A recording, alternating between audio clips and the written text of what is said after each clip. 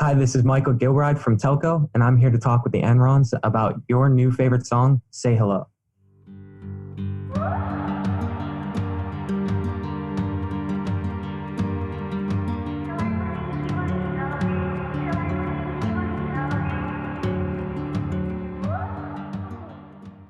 Hello and welcome to Your New Favorite Song, a podcast brought to you by the Enrons, where each week we will feature a recent released song from an independent artist. My name is Bernard Ennis and I will be your host. Today I'll be speaking to Michael Gilbride from Telco about his recently released song, You Say Hello. Hello, Michael. How are you Hi, today? hey Bernard, how are you? Very good, thank you very much. You're speaking from Florida rather than the East Coast today? I'm in Florida now. I'm originally from Pennsylvania, and our music project is based out of New York City, so it's a little bit of everything. A little bit of everything. Okay, Yeah. so before we start on the song, maybe you could tell the listeners a little bit about yourself and a little bit about the band. Yeah, so the band Telco is just essentially a project name for my solo project. So it's just me. With Say Hello, I did work with one of my buddies from high school who came on and co-produced, but the rest of the EP that we just put out is completely self-released. It's just me. I produced it, I wrote it, recorded it. But the project started, I guess you could say, probably when I was around 19 years old. I started recording music, writing songs, eventually put together a collection of a couple demos, which included two songs from the EP we just dropped, which was Say Hello and another song called Shades of Red. We took those two demos. I sent one of them to my friend from high school, and I asked him if he liked it, asked him if he wanted to come on and play guitar on it. And that's sort of how we started making Say Hello. And then sort of the project Telco sort of evolved from that. I think it was my kind of goal to sometimes when you use your name, if I was Michael Gilbride, the songwriter, you tend to get pigeonholed a bit into the singer-songwriter. And so that was something I kind of wanted to avoid. So I sort of adopted this moniker of something completely outside of myself, which was Telco. And that's kind of how the project came to be. Okay, and do you play in other bands or other constellations rather No, than Telco? So Telco is your that's project it. at the Yeah. moment. Yeah. This is just it for me. Okay, and originally you're from Philadelphia? Close, Scranton, Pennsylvania. So Okay, it's in Pennsylvania. yep, Philadelphia, I think about Rocky, obviously. It's my yeah. generation. And Scranton, people are going to think of The Office. The U.S. version of The Office is Oh, based in okay. Scranton, Pennsylvania. So Okay, and now you're living not in you're not living in Florida. no, so You're I'm li- just here at my girlfriend's place in Florida for the weekend, and so set up a nice little mini podcast station here. Okay, and because you're based in the East, are you Yeah, still in New York, you're in living New in New York City. York, Yep, in New York City, and you've flown down to Florida, and so it's correct. and how's that working out in Corona times? It's been a nightmare. So I went back to my parents' place in Pennsylvania once the coronavirus hit, just to get this EP recorded because it was such a nightmare in New York City. So I kind of went back there, built a little makeshift studio, and got the whole EP recorded from my parents' basement. But it was it was hectic. I mean, once it came over to New York City and everything shut down, and it was a bit of a nightmare. At the time, I was working in finance. I was working on Wall Street in New York City, and quit my job back in March to pursue working on this music full time. So you take a pandemic, you take quitting your full time job, and you take moving back to your parents' home, and it's kind of been a wild 2020. It's been a wild 2020 for everybody, but for me, I feel like it's been extra crazy. So Okay, and what were you doing on Wall Street? Obviously, making a lot of money, I guess. well, so I think that I had a different strategy when it came to doing music because I think a lot of times we tend to romanticize the idea of, dropping out of college and going and pursuing music, which is great for a lot of people. But I knew for me that if I was going to produce my EP by myself, I was going to need money to back myself Yeah. because I knew I wasn't going to get a record deal right off the bat. So I figured I'm going to take a bit of an alternate route. I got a degree in finance. I went and worked on Wall Street. I saved up all of my money that I could. And then I took that money. And when I had enough saved up, I quit my job and I poured it into making this EP, made sure I got the equipment, made sure that I had the money to promote myself, marketing and things like that. And so it was a bit of a different strategy, but I was a trader on Wall Street. I traded corporate bonds. So it was an exciting life, but it wasn't the life that I wanted to, do long term. So. But it's also not a life that you can do long term. Huh? I know somebody who was a trader, and they said after a few years, you're completely burned out. Yeah. It's so stressful and so high paced. Yeah, it's not something you can do forever. No, exactly. And I think that's why having a passion on the side was so important during those years. I mean, I would come home from working, however long of a day it was, and come home and work on the music and then go to sleep and go back to work, come home, work on music, go to sleep. And you tend to fall in this pattern. But if I didn't have music, I think I would have been a lot more miserable. Okay. Well, it's, I think, recognizable for anybody who works and does music on the side. Yeah. There's you have to have something which drives you outside of your job, or Exactly. fulfills you in your life. So I would like to ask you I asked you to give me 3 questions that I should ask you to find out a little bit more about you. Sure. And the first one was, which band or artist, dead or alive, would play at your funeral? Yeah. So this one I was thinking about, I think it would have to be The Cure. Recently I booked tickets to go to a festival in Spain. I think it was 2019. And I was going to see the 1975. They're like one of my favorite bands. And The Cure were headlining the tour, and I had never listened to The Cure. And my girlfriend's mom was a big fan of The Cure. And I was like, I really don't get it. I don't know why they were like headlining this. So eventually I started listening to their stuff because I was going to be going to this concert anyway. I figured I might as well know some of their stuff. And I just nonstop fell in love with them, listening to them 24/7. The guys at work used to get so mad at me because I would just play them from my computer all day. And so they just rocketed to like the top of my all-time favorite bands. I think like Pictures of You is like my favorite song of all time now. So I hopefully I'll be able to outlive Robert Smith and I won't have my funeral anytime soon. But if that were the case, I would have to go with The Cure. Okay, yeah. And I mean, if you could see one movie again for the first time, what would it be and why? Yeah, that was an easy one. That was The Dark Knight, the Batman movie. I watched that when I was little, and I remember how old are you now? I mean, when you're little, I'm 25. You're 25 now. Yeah, so I was young enough to still be like scared of the Joker. I remember seeing the trailers for that with Heath Ledger as the Joker, and I was like, this is just incredible. And it's been my favorite movie since, and it's like geeky to say, but it's still my favorite movie. This is that's a really great movie. I remember when Michael Keaton played Batman. Probably when might even be before you were born. Yeah, a bit before me. I think it was around when I was born. Around when you were born in the 90s. And I mean, I remember, I'm a lot older than you. I remember also the Adam West, the old Batman series from the 60s, which was very, very tame. And then Michael Keaton came along and did this really dark Batman. And then the Christopher Nolan series came on and went even darker. And it's like, wow, this is very close to the original DC comic type of very black, very dark feeling of these movies. And I think that's probably the best Batman film.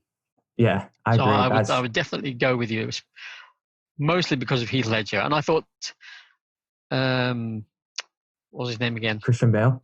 No. Anthony. What's his name again? Very, very famous. Not Robert De Niro, the other one. Very, very famous actor. Come on. I'm thinking. Jack Nicholson, obviously. Jack Nicholson. Yeah. And Jack Nicholson did the Joker.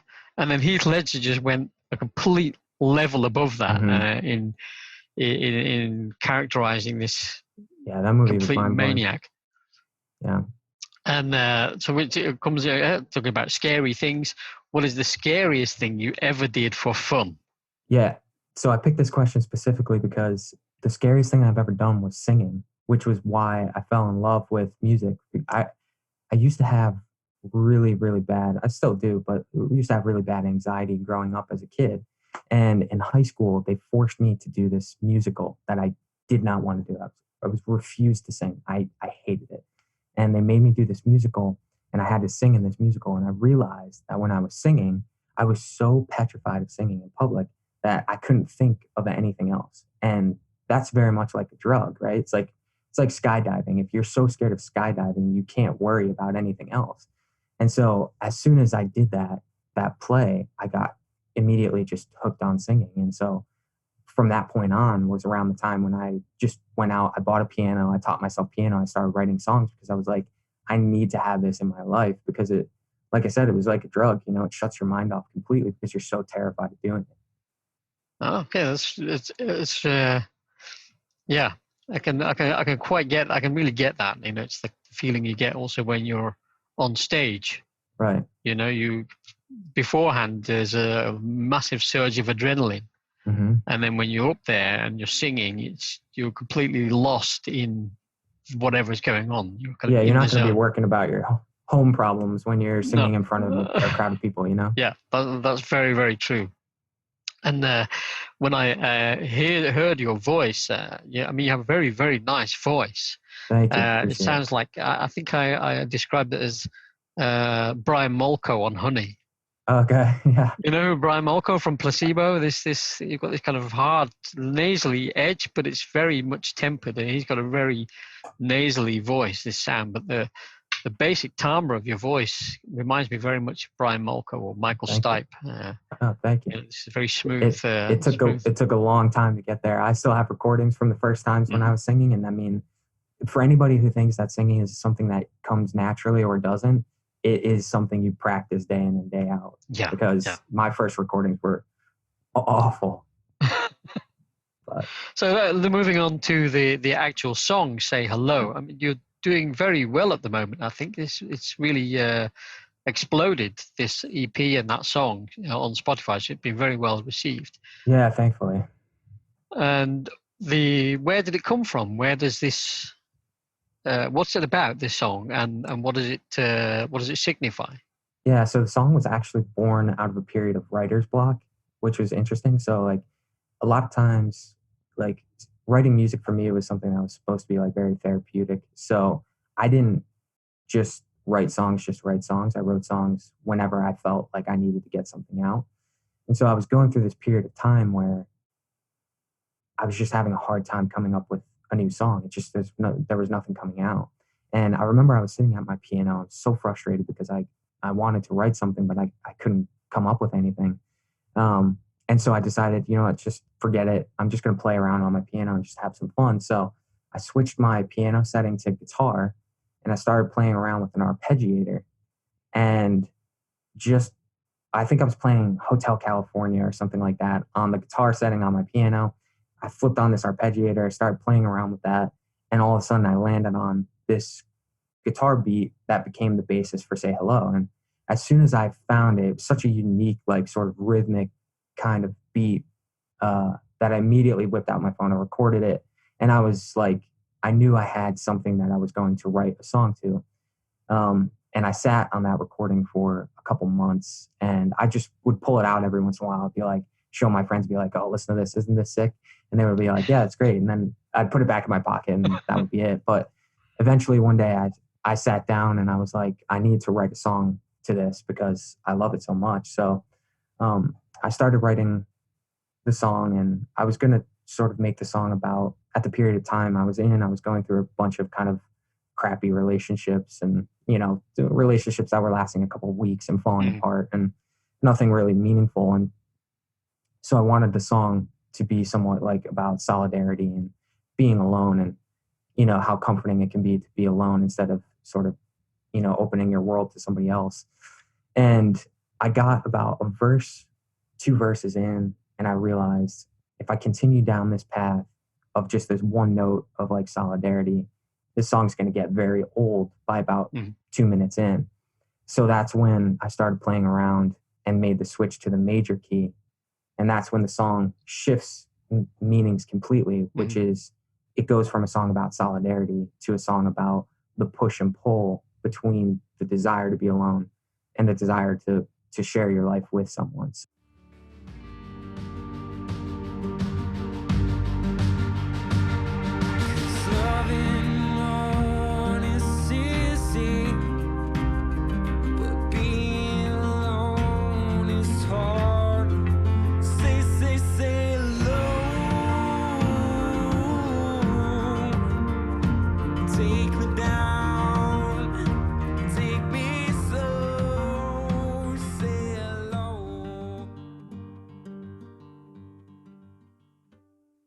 Now that's the two lines of the chorus, because Yeah. loving no one is easy, but being alone is hard.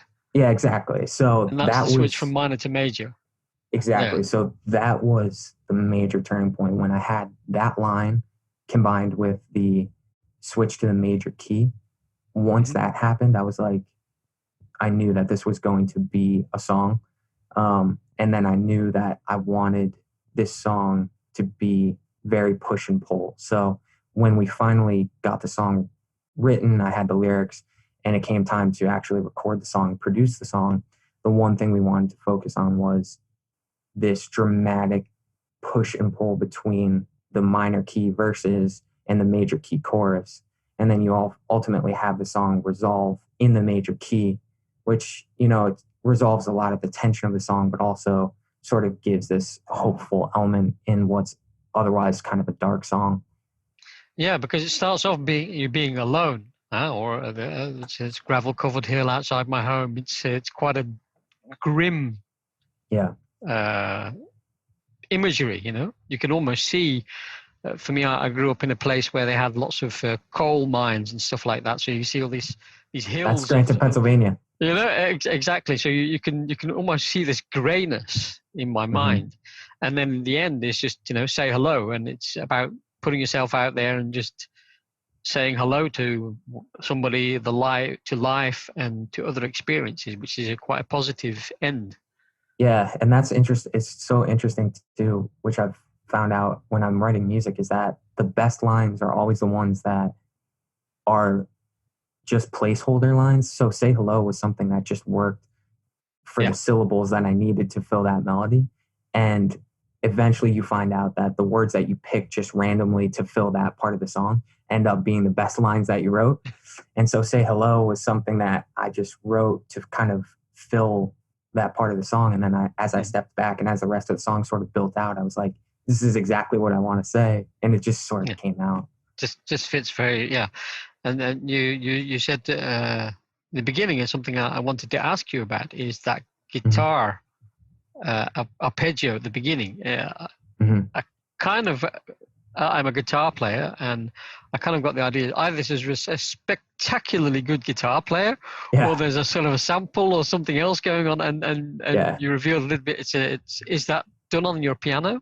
Yeah. So for the demo, it was all done on my the arpeggiated guitar on my piano. Okay. When I sent it to the guitarist who I worked with, who is an old friend of mine from high school, who's a phenomenal guitarist, he was like, he listened to it and he was like, yeah, this is pretty much impossible to play, but I'm going to figure out, he's like, I'm going to figure out a way to like get this recorded. So he did whatever sort of witchcraft that he had to do with like cutting it up and playing it in a different way. And it ended up getting to sound perfect because we wanted it to be done with real instruments, because the song itself like is so, we wanted authenticity to be sort of like the feeling you get from it. So having a synthesized instruments anywhere didn't feel quite right. So he managed to get a real guitar.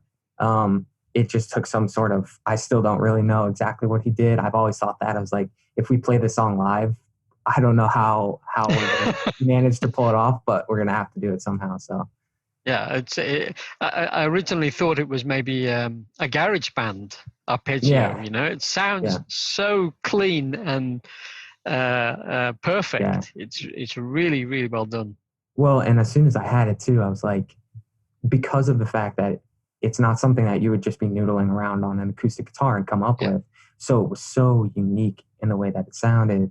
And the fact that on top of it, it was very rhythmic in its own right, without adding in any sort of percussion. It was already a very rhythmic sort of guitar beat. So once I had that, I was like, we got to just figure out how to write a song to this, because I just loved it so much. And which other instruments did you do? There is a drum beat on there. Yeah. Underneath. So that was something that I worked with my friend from high school as well.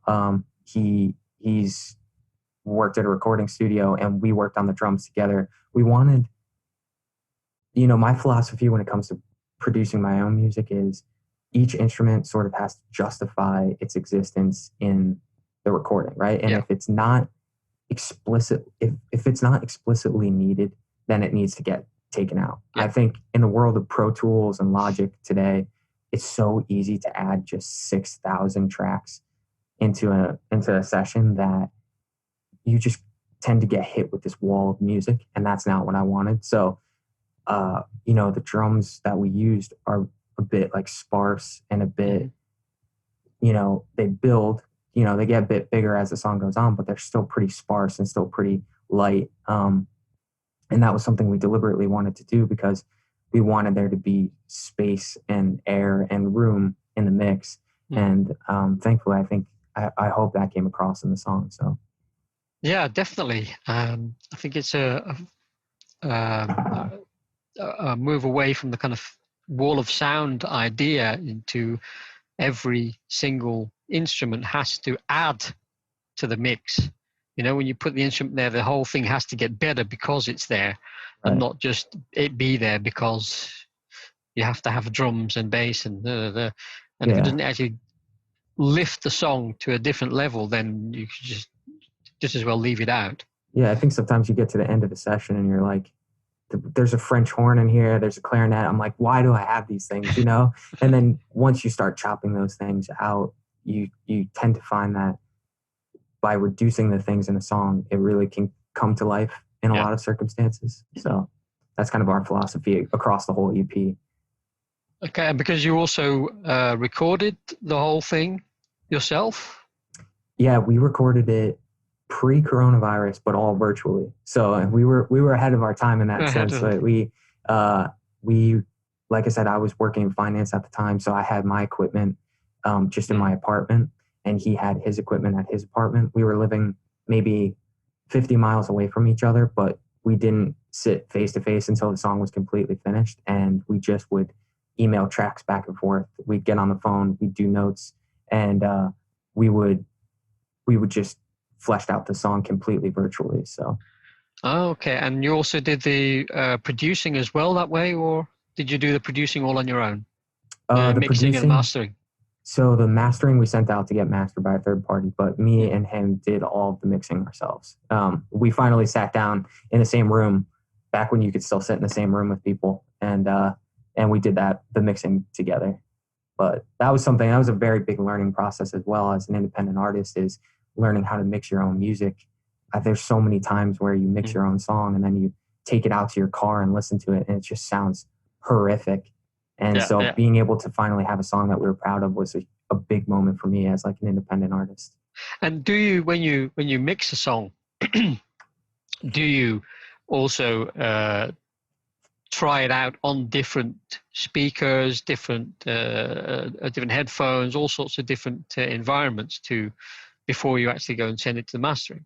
Yeah, so that was the mistake I think I was making, was I had these studio quality headphones that I would do all my mixing on, and then I would throw on the headphones I'd use to like go for a run, and it would sound terrible. And I was like, why am I mixing on headphones that no one's ever going to listen to them on? So that's sort of when I switched my philosophy, and this happened a lot with the EP specifically, was like taking my mixes out to the car, or taking my mixes and putting them on a crappy pair of earbuds and starting to do my mixing from the places that people are actually going to listen to the music from. Because it could sound great on a $300 pair of headphones, but if no one's ever going to listen to it on there, then your mixes are never going to translate. So so we definitely tried to test it across a couple different platforms to make sure it translated.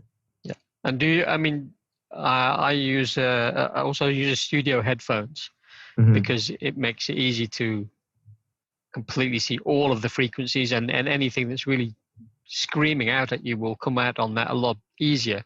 Right. But I also have a pair of these bone conducting headphones. Yeah.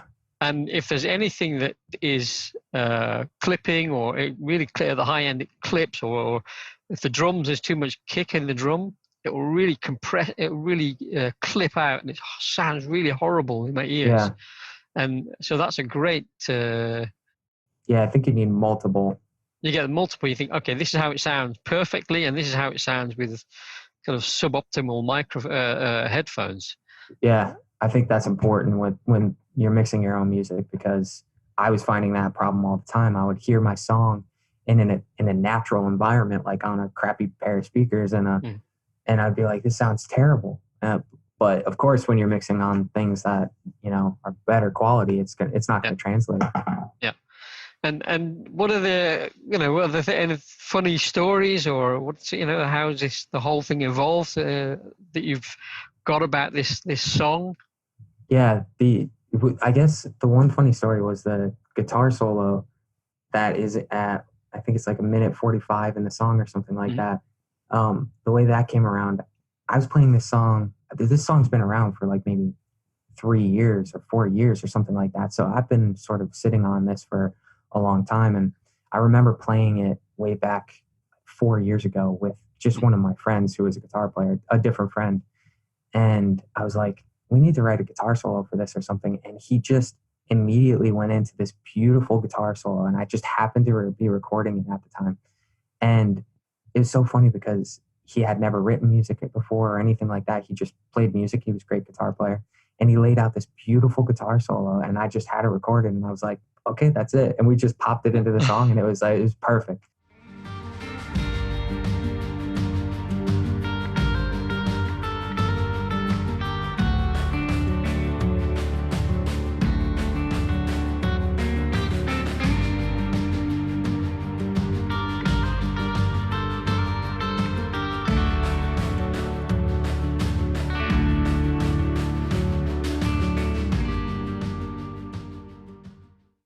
Or even just that exact recording. That's what we had for the demo, and then we ultimately did re-record it. But I was like, but not a note of it changed. Like, it was exactly how it was the first time we played it. So, yeah. And I think that's actually something too that I think when it comes to writing your own music and recording your own music, a lot of times it's not raw talent, like to create something. It's recognizing when you happen to stumble on something great. Like, if you can just recognize when something happened by random chance and capture that, that's tends to be what makes you, I think, a better songwriter. It's not purposely going out and doing something. Yeah, and that's also the importance of, I think the great thing about the smartphones these days is, you can always record something. Right. And it's those moments actually when you're playing something, it's inspiration. It's like, oh, hey, that was a really cool riff, or that was a really great chord progression, or something or even a line, a text, lyric. And if you don't capture it, even a few days later, you think, you might even forget that you actually even had that idea. Right. There's so many things I've lost just because I forgot to record them. Yeah. But. And so, I mean, when now you've taken this song from something that was, well, a demo and kind of an idea, and you've gone through this whole process now, and you've released it into the world. Is that released product is that song how you imagined it would be, or does it match up to your expectations of what it would be? Yeah, I think that's the one nice thing about having this as a solo project is if it doesn't match what I wanted it to be, it's never going to be released, So It's not like we have 4 different personalities sort of vying for, a different sound. For me personally, like I said, the whole reason I got into music was to be therapeutic. So I wanted what was in my head to be what ultimately comes out in the song.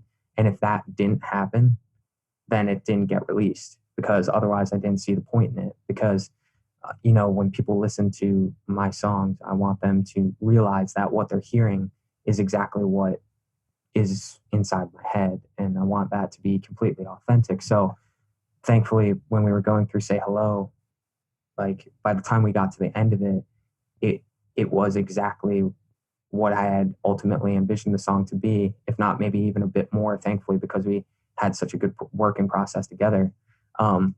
So yeah, to be able to get that out, and that was the first official single that I had ever done, was the first like studio quality, like pressed, done, finished song that I had ever done. And so that was a really cool moment. And to have that be our lead single for our EP was really cool as well. Okay, because it's you've done really, really well. I've kind of been following you since Say Hello, and Yeah. and I see you've really exploded on Spotify. You're like what is it, Yeah, I think it's like 30,000 follower listeners a month or something? yeah. Thankfully, it's been good so far. So I mean, since August, nobody had ever heard of you, and now all of a Yeah. sudden you've got like 30,000 listens a month on Spotify. That's Yeah. quite amazing on the back of maybe one or two singles. Well, that's Because the thing. That's sort of the challenge about being a solo artist, was like you have to introduce people to you and get them comfortable with you in a short period of time, because like you have all these songs that you worked on for forever, but you have zero momentum. No one cares who you are, in the beginning.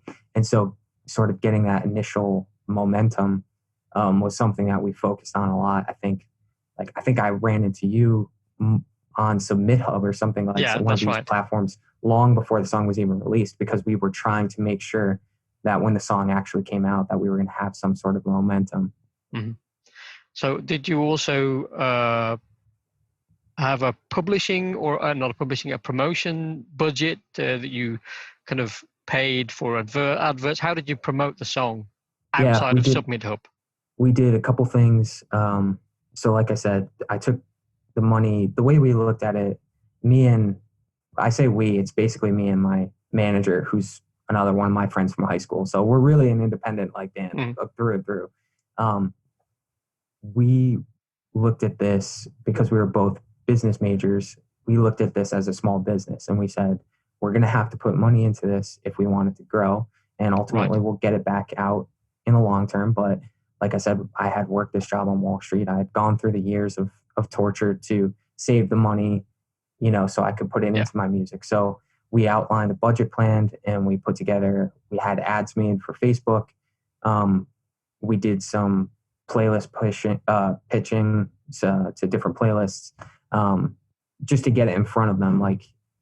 And then if they liked it, they would add it to their playlist. And then we did like Facebook, Instagram ads.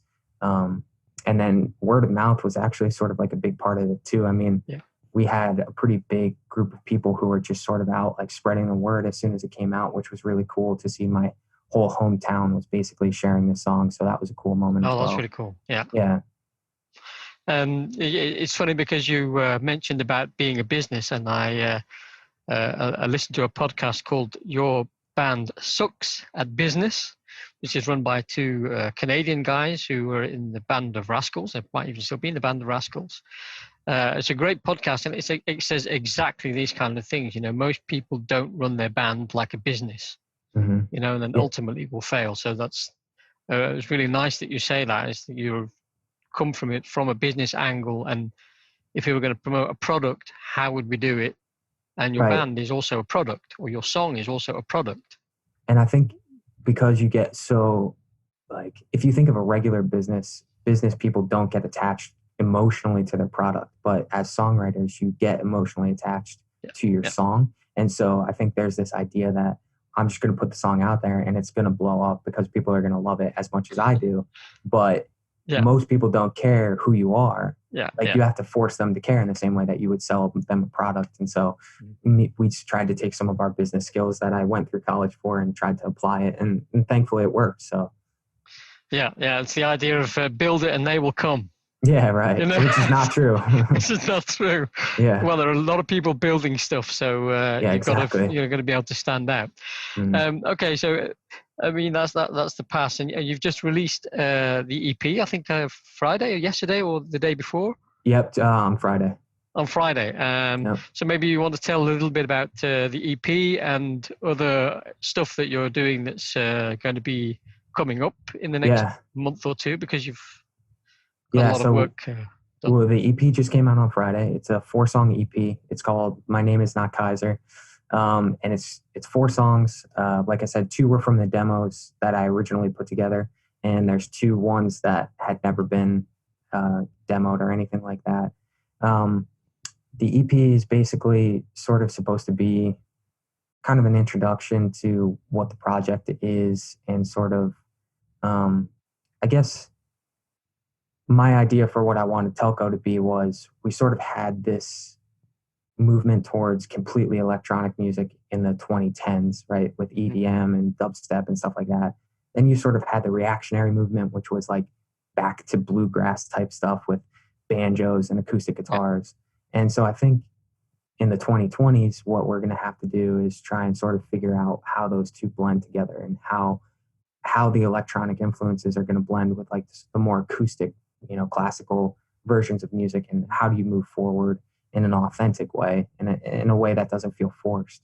And so like that was what I sort of wanted to try and do on the EP, was sort of take acoustic sounding instruments or acoustic instruments and blend them with electronic elements. So you'll see in the EP, there's a lot of like vocal samples or synthesizers, or maybe some synthesized drum samples or things like that. But it's always matched with something that's like just sort of fundamentally pretty sounding, which is like an acoustic guitar, or just a piano, or something a bit more basic and fundamental. So, I think in a time where everything seems to be boiled down to, such bite-sized information, 140 character tweets and stuff like that, I wanted to have something that was a bit more authentic and real. And I wanted that the meaning of the songs to be a bit more authentic, and to really let people know like what was going on inside my head. So yeah, I mean, I've gone through the whole in my lifetime. You see this sort of synthesized music, electronic music,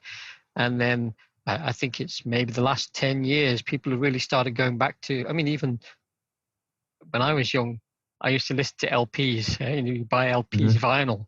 Vinyl was just normal, and now it's kind of almost, in the last 10 years, it's come back again. Vinyl is really re-emerged, and all the analog tube amplifiers, all this analog equipment that when I was your age was like, nobody works with tube amplifiers anymore, or it was all old school, and it kind of comes back. And when you mix it with something that's new, right? You can sample it, and you can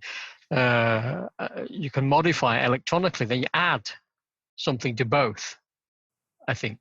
Right. And I think that was like midway through the 2010s. I think it was like dubstep was like the hot thing, and at the same time, Mumford & Sons were like the biggest band in the world. And I was like, what's happening here? You know what I mean? Like we're completely on two ends of the spectrum. So I think the next period of time is going to be interesting to see how people start to blend those two. So I'm trying to like just put my small footprint in that direction and see kind of what comes out, Okay, so if you're going to put your small footprint, where do we find that small footprint on the internet? Well, so if we're on all streaming platforms. We just started selling our merch yesterday. We rolled out, which was cool. For anybody who follows us, we're at telco_music on Instagram. We work with a really great artist. It's actually my fiance now. I just got engaged actually recently. Congratulations. So, she's the artist for the project, and she, for anyone who follows our Instagram, there's a lot of really cool artwork that is attached to all the different singles. So we just started selling that with some of the merch. Ultimately, I've never played a live show as it stands right now, because this is, again, my debut single. So the goal is to start playing shows whenever I'm allowed to do so. I don't know when that's going to be, but we're obviously going to get out there and play the EP and try and, see people on the road. Yeah. And then in next month in October, we're going to be back in the studio recording a real studio this time for the first time. Recording a follow-up single, and then just kind of go from there. So okay, so watch this space. I think this episode will go out early in October, so I'm probably in the studio. And you'll be in the studio. Yeah, exactly. Okay. As people are listening, I'll be working in the studio while people are listening. Yeah, so it's he's not slacking off to talk to me. He's actually doing some real work. Exactly. And to finish off, I also maybe ask you if you could think of your favorite new song, if you have one. You think, okay, this is something that's really cool. Yeah. So there two bands that I wanted to shout out that I'm huge fans of. That well, the first one's Peace in the City Grease. They're a band from Philadelphia, Pennsylvania.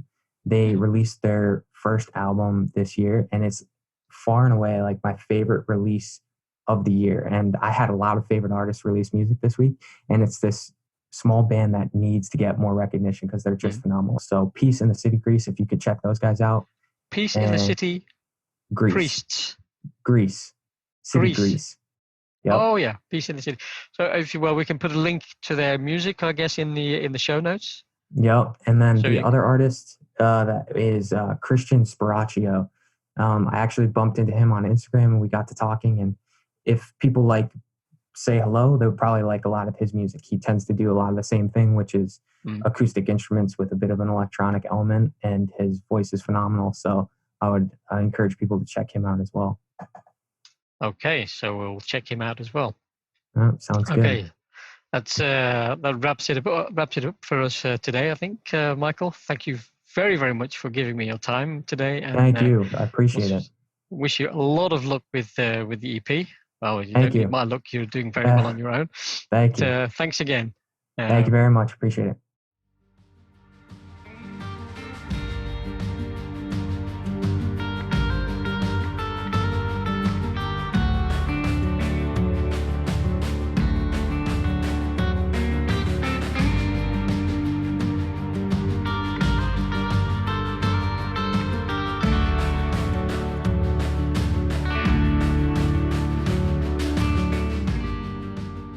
We hope you enjoyed this podcast and that you come away with an appreciation, the creative process, and, more importantly, have found your new favorite song.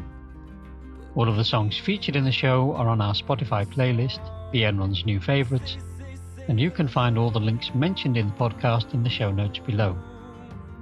Next week, I'll be talking to Johnny Dioxide about his ode to pure and overwhelming love, Red Turtle, and the songs he plays to the ghosts in his studio. If you enjoyed this podcast, then please hit the subscribe button and leave a review on iTunes, Spotify, or the podcast app that you're listening on. If you want to help us to continue making and growing the podcast as well as releasing new music, then visit www.patreon.com/The Enrons and support us for as little as €1 per month. We'd really appreciate it, and every little bit helps to cover the costs of making the podcast. Thanks for listening, and see you next week. 'Cause loving no one is easy, but being alone is hard. Say hello. Take me down, take me slow. Say hello. Take me down, take me slow, say hello. I'ma take it down, let's just go.